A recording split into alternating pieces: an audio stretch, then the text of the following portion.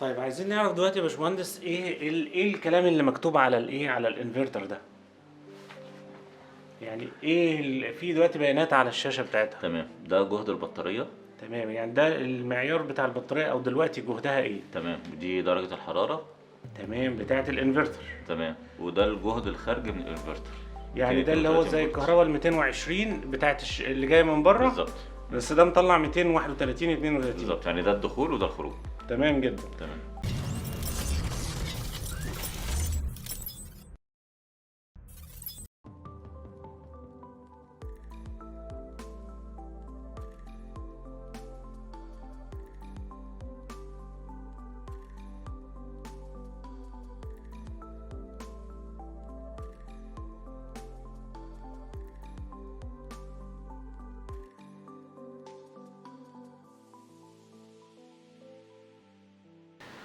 الباشمهندس محمد، الحمد لله ركبنا كده ايه اللي احنا ركبناه بقى. يعني نحاول نعرف كده الناس ايه اللي احنا عملناه علشان تبقى الدنيا واضحة ليهم برضو.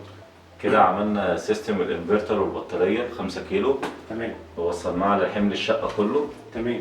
وجبنا سكينة قلاب مفتاح تمام. بيدخل التغذية ليه الشبكة الكهرباء العمومية والشبكة بتاعة الانفرتر، وبيخرج منه الحمل على المفاتيح.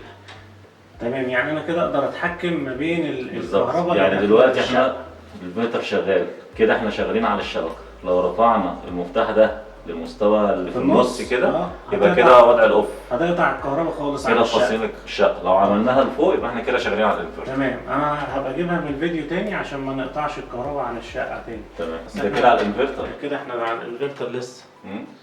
هو انا بره شغال كده. الحمد لله. ماشي. كده انت فصلت خالص. كده فصلنا خالص. كده الشبكة كده على الشبكة. ده اللي شغال عامل صوت، مش ده. تمام. طيب يبقى احنا كده. وكانت التوصيلات طبعا بالنسبه لك ده لعبه عيال كده زي ما بيقولوا يعني. هي سهله جدا، اي فني كهرباء او اي مهندس يقدر يعملها. هو المفتاح بيدخل له 3 دخولات. تمام.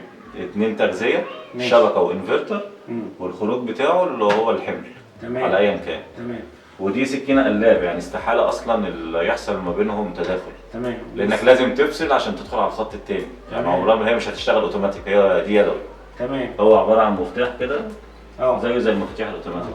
بينزل منها اوتوماتيك. في منها اوتوماتيك بس بتبقى شكل تاني مختلف عنها. تمام. انا ما حبيتش اجيب برضو الاوتوماتيك عشان الناس تبقى عارفه، على اساس ان انا مش ضامن الحمل اللي انا حاطه على الشقه شغال ايه دلوقتي، وعلى اساس قدرات الانفرتر. يعني مثلا لو انا كنت محمل سخان ومثلا مدفايه ولا حاجه ولا تكييف، ولو نقل اوتوماتيك كده ممكن يضرب لي الانفرتر او يعني حاجه تحصل وحشه. على اساس تبقى انت ضامن الحمل اللي داخل على الانفرتر. بالظبط. انت هنا دلوقتي احسن. انت تقدر تتحكم في الاحمال بتاعتك. يعني الخروجات ديت انت لو في مثلا حاجه حملها عالي وانت مش عايز تشغلها، افصلها الاول قبل ما ترفع الحمل على الانفرتر. والسلك ده اللي هو ده اللي رايح الانفرتر. ده اللي هو تغذيه الانفرتر للشقه. بالظبط. صح كده. تمام. ده متوصل في الاخر بالانفرتر. ربنا يبارك لك. طيب هنقعد بقى دلوقتي كده. ربنا يبارك لك. هنقعد دلوقتي ونبص على الانفرتر ونشوف ايه المعاني الحاجات اللي عليه. طيب عايزين نعرف دلوقتي يا باشمهندس ايه الكلام اللي مكتوب على على الانفرتر ده. يعني في دلوقتي بيانات على الشاشة بتاعتها. تمام، ده جهد البطارية. تمام، يعني ده المعيار بتاع البطارية او دلوقتي جهدها ايه. تمام، دي درجة الحرارة.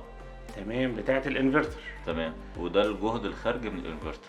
يعني ده اللي هو زي الكهرباء ال 220 بتاعت اللي جايه من بره. بالظبط. بس ده مطلع 231 32. بالظبط، يعني ده الدخول وده الخروج. تمام جدا. تمام. وده اللي هي درجة حرارة الانفرتر. تمام. اما بيعلى او بتحط عليه حمل كتير بيبدأ المروحة تشتغل لو درجة الحرارة عليت او تمام. لو في حمل كبير. ده رمز ايه بقى؟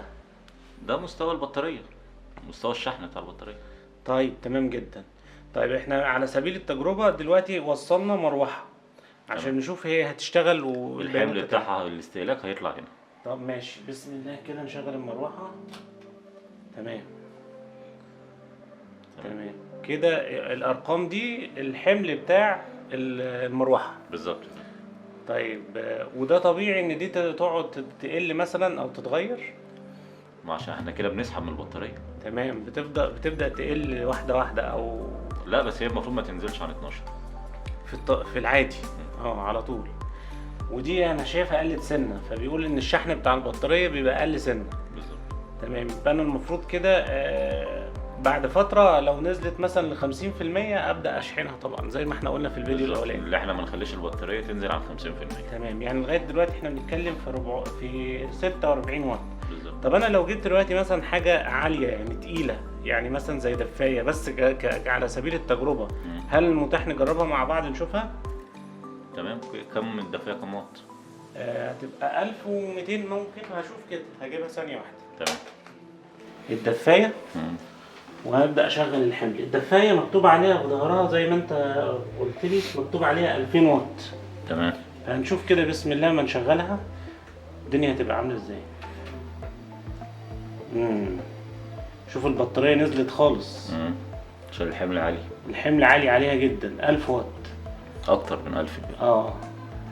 هو حاليا بتبدا ب 1000. 1000. لا ما هي فيها مستويين. يعني انا لو شفت طبعا كده غلط على البطاريه، لان البطاريه كده هتفضى بسرعه جدا او اكتر من 50%. بالظبط. يبقى انا المفروض اقفلها بقى، لان كمان حتى المستوى ده قل كتير. لو انا عليت اكتر بص